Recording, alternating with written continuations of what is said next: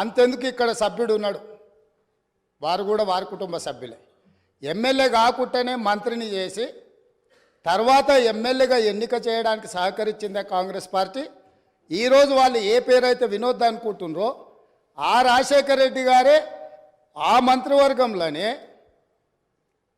గత ఆర్థిక శాఖ మంత్రి, సిద్దిపేట ఎమ్మెల్యే గారు ఎమ్మెల్యే పదవి లేకుండా మంత్రిగా ప్రమాణ స్వీకారం చేసిండ్రు.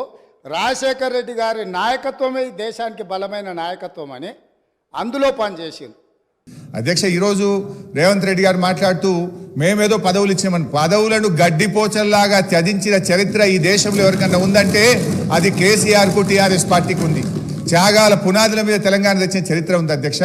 అనవసరంగా మేమేదో పదవులు ఇచ్చినామని, మేమేదో పదవుల కోసం పాకులాడినామనేటువంటి విధంగా వారు మాట్లాడద్దు. ఆ విషయానికి వస్తే రేవంత్ రెడ్డి గారు ఏబీవీపీలో షురువైండు, టీఆర్ఎస్లో పనిచేసిండు, తెలుగుదేశంలో వేయండు, కాంగ్రెస్లో వేయండు, మరి రేపు ఏడుంటాడో. పార్టీలు మారిన చరిత్రలు మీకున్నాయి, కానీ మాకు అట్లాంటిది ఏం లేదు అధ్యక్ష.